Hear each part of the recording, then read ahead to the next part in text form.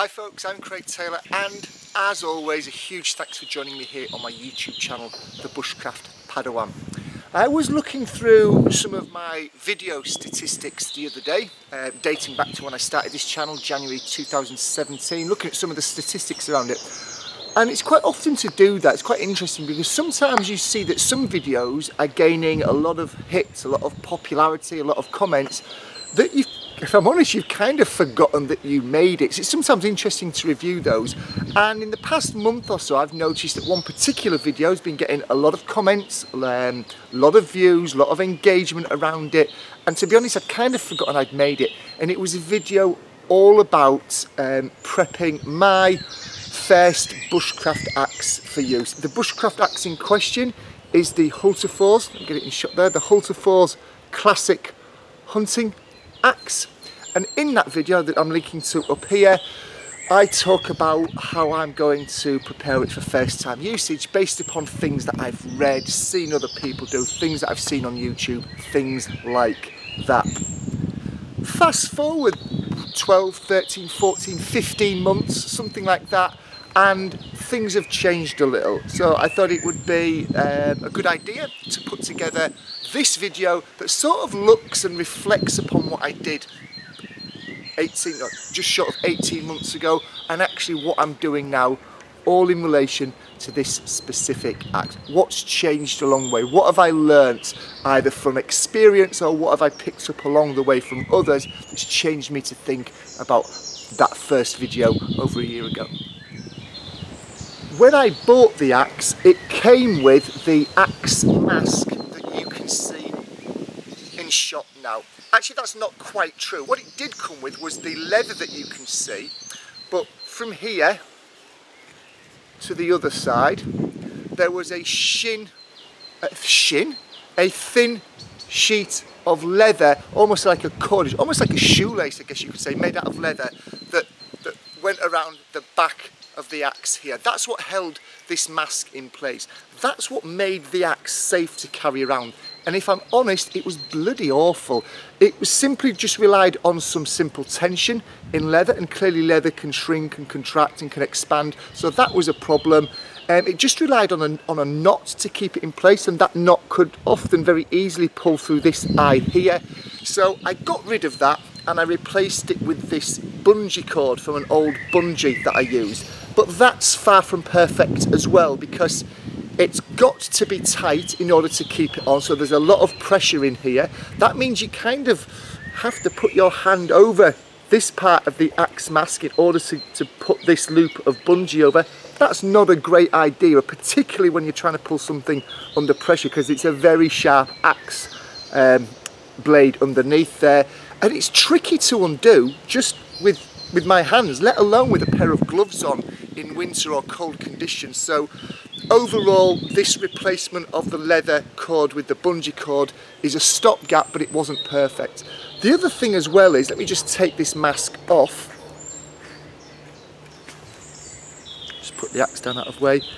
It's pretty, I think, it's pretty crummy leather. Now, I'm no leather worker, but it just, I mean, it just feels crap, and when it's on the axe it's kind of hanging off, it's forever slipping off.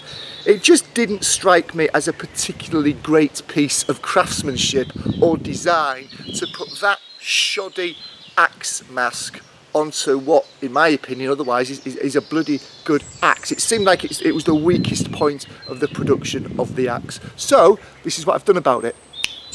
There we go. I have purchased from Paul Dore Bushcraft, let me get that in shot there.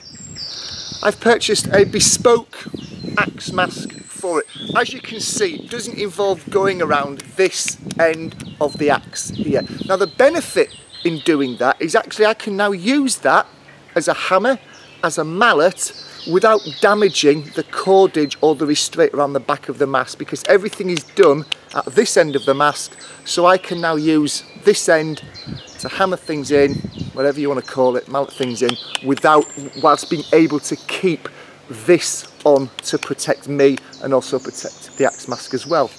It's a simple press stud closure there for the axe to come out, and then the axe slides back in again. He says, trying to do this on camera and keep it in shot. and it press studs again. So again, my fingers, unlike with the bungee cordage, don't have to come anywhere near the cutting edge of the actual axe or the axe mask. It can all be done slightly further back from that dangerous edge, just via the press stud here.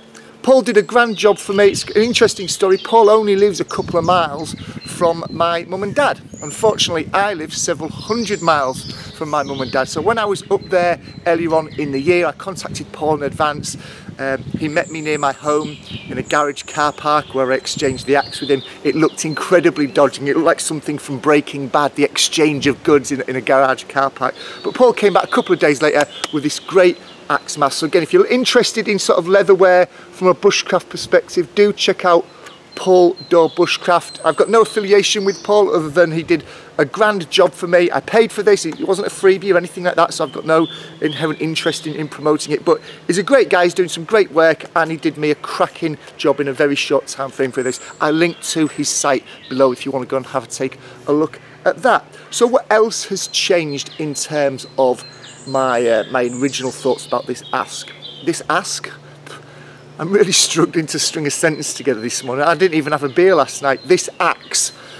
If you cast your mind back to the original video, I'm just putting a shot of it on screen now, you notice that I spent quite a bit of time and talked about protecting the point where the axe handle enters the metal axe head, and I wrapped it with some paracord to protect it from me overstriking or understriking, probably overstriking any wood that I was chopping to protect that. It didn't take me long to realise that that was a bloody terrible idea, or at least my application of it was pretty terrible. The cord just wouldn't stay on, no matter how tightly I bound it on, and believe me, I was able to get some real pressure behind it. It just wasn't able to stay on. I tried several different techniques repeatedly.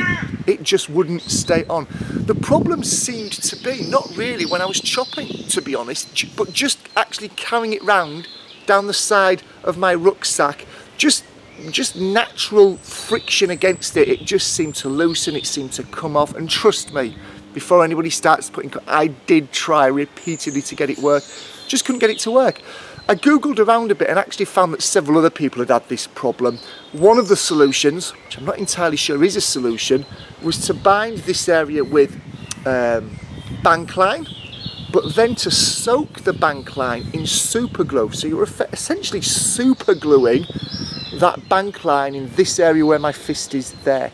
Now, I'm no woodworker and I'm no chemist, but I can't imagine that the chemicals that are in super glue are going to treat the particularly critical part of this axe here nicely. I can't believe that it's not going to impact the integrity and the safety of that wood. So I stayed away from super gluing the cordage to the axe handle there. I don't have a replacement. I didn't go for a leather replacement or a metal replacement or anything like that. I've just left it as it is. And the reason that I've left it as it is because I went on the Woodcrafter course with Paul Kirtley and Frontier Bushcraft, linking to it up here.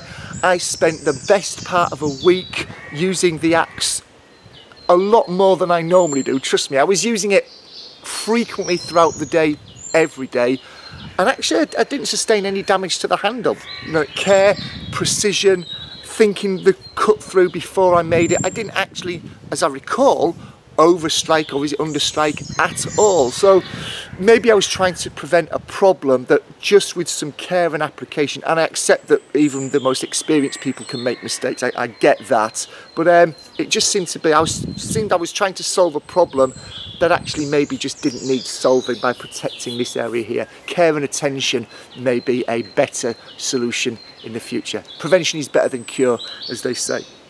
So there are my thoughts on my first just over a year's use of using this axe. Replaced the axe mask because it was bloody awful, it was dangerous, it was a poor design, and even my workaround only solved one problem, it just created another. And I've also taken off that binding that was along here. Short video today. I thought it was important to do it because that other video, the original video I made about this axe, was getting a lot of hits and a lot of views, and I'll make sure that that video is now linking to this video so people kind of get the full story, day one and day, well, over a year. They're 365 plus a year down the line. I thought it was important to do it.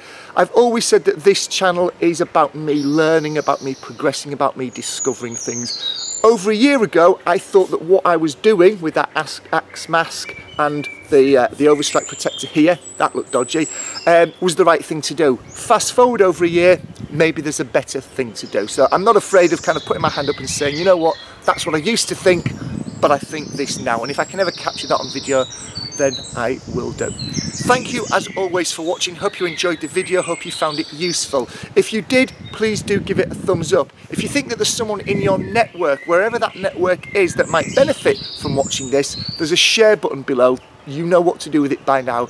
And finally, if you are not yet a subscriber, if you click on the button in this corner of the screen, as if by magic, you will become a subscriber to keep up to date with all of my future videos. Thanks as always for watching. Take care. Cheers.